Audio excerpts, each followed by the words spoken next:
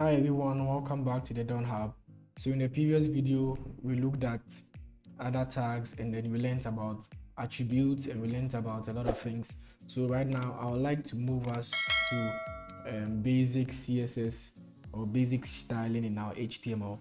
So I want you to just take note that this is not going to be like a styling tutorial or CSS tutorial. I just want to show you how basic styling can be done right into our HTML just for basic purposes. Do you understand? So I just want to introduce that to you before we take our course or our course on CSS. That will be on a different series to come, so you should be expectant of that one. So if that sounds good to you, hit on the subscribe button. If you've not liked the video, share and comment down below, and I'll come to see you when I'm done. So for now, let's just move on.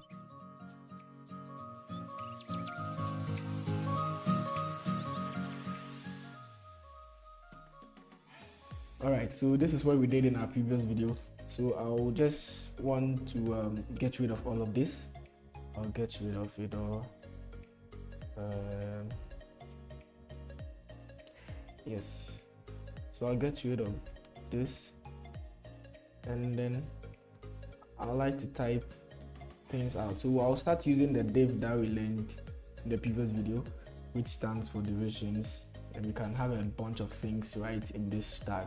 So in this div tag in particular, I just want to type in some dummy text, okay? And then we learned, or we already know this abbreviation. In order to get dummy text or language, we just have to type in lorem and then pressing enter, and then it gives us some dummy language. And so I have this text right here that I would like to probably give it some basic styling. So let me open it on my browser, and then you can see here. I want this in English, not in Latin. Come on. Right, so this is what we have so far. So I will then want to get into the attribute section of this tag. So right here, I want to specify style. This tells that I want to give the tag a style. All right, so when I type in style, yeah, as you can see, these properties has been listed for me in order for me to use, but I'll just want to give it a color. All right, I want to give the text a color of red. No, type it right here. Good. So now in CSS or with styling, that is how it is done. We actually have your property and then a colon and then the value of the property and then a semicolon. Back in the very first video also of this series, I think I made mention of this. This is how we state our CSS, but this is a basic CSS in our HTML.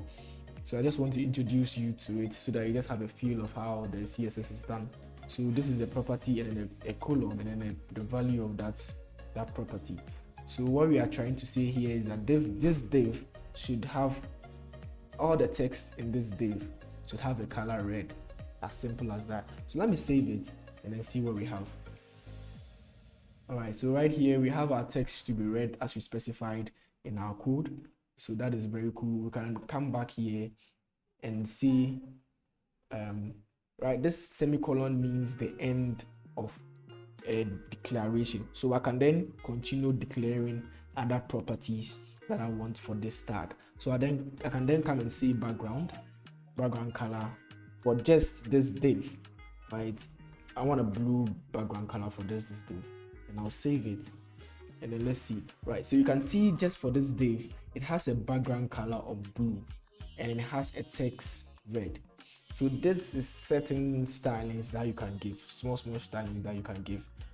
Yeah, so shall I make, let's come to this tag, right? Let's come to the body tag, which is the main tag. I want to give the whole container a color. I want to style the whole container. So we'll also write in the style property, and then I'll give it a background color of black. Why do I keep typing it today? Type it in here, of black, right? So when we save this, we're expecting to see what? Guys, we're expecting to see the whole background black. and these tests displayed with their specified color. So this one doesn't have any specified color, so it will use the default one, which is black, so we might not see this text. And then, but this one has been specified that we want the color to be red and we want a background of blue. So let's see how it looks like. Wow, so this is how it would look like. This is the background, black, and then we have a blue background for this particular division and then a red text. As I said, you wouldn't see this text, but it's there. As you can see, it is there, but it took the default color, which is black. That is why we can see it. So moving on, let me clear this. The black looks yeah. So I've spoken about styles. You have various properties for CSS, a lot of properties. So as I typed in the style earlier, you saw the properties that came for me. I can gain that, I can get the height, I can give a display, I can give a margin and a padding and a position. In fact, let me give this div, right? Let me give it a margin. So when I give this div a margin, what it will mean is that from top and down, it will have a margin of 200 pixels. That is what I'm given. From top down, left to right, the margin is going to be 200 pixels. So let's open it and see. So from top, left, bottom, right, it has a margin of 200 pixels. All right, so that is just a basic styling that you can use, but it's not for today's studies. So let me just get rid of that. And then yeah, so that is basically using styling in HTML. We just type in the style property and then we use our declarations right into the quotation mark. All right, so now that I'm done with the style and showing you the basic styling, I would like to state something. I don't think I stated it earlier, that you can embed a tag in another tag. Yeah, not like as in the parent-child format, but you can embed another tag in another tag like this. Like in a div, that is a division, we have a p, it will have a child of p. Now in this child can have an anchor tag, which will stand for links. I don't know if I made mention that these anchor tags are for links. All right, I didn't mention that, so I'll do that now. So let me just get rid of the p. Right, so in this anchor tags, okay, it is used for links. It's to get us links to different websites or web pages that we want to visit. So what we do is that we get into the attribute section of this and then we type in href. Now what this href does is it allows us to put in the exact link that we want, or link of the website that we want to visit. Okay, so over here I'll type in https, for example, yeah, Google, why not, google.com, right? And I'll have to type in the text here. This takes you to Google.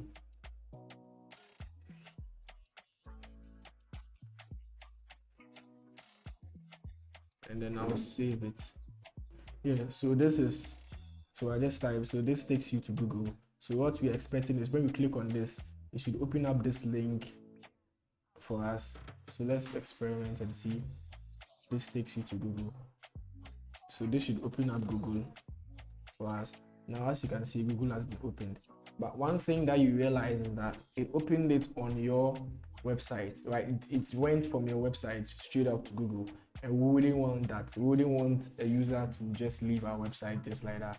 We want to open another tab, right, where the user can then go and then to the other website that he's trying to open. So right here, I can come to my code and then I can then type and give this a property of target, and this target should have a value of blank. So what this does is that it gives it a new tab, and whatever link this leads to will be opened in a new tab, and our website wouldn't have to be overwritten or closed. So let's try it out. When I click on this link, what you realize is that Google opened on a different tab, right? So that is good practice, so that you wouldn't want your users to leave your tab just like that, or your website just like that. So now that I've treated the anchor tags, so that's what they do. They give us a hyperlink where we can move, we can navigate to on our web pages. So I would like to then point out what I wanted to point out. Yes, so I wanted to say that we can embed tags in tags. So we can say p tag, and in the p tag we can type in something. This is a paragraph, and then we'll then come and see, why is this make it an H? Then we'll then come and see in here, we can move and see a small tag. I can give it a small tag, and in this small tag I'll then specify something small, and then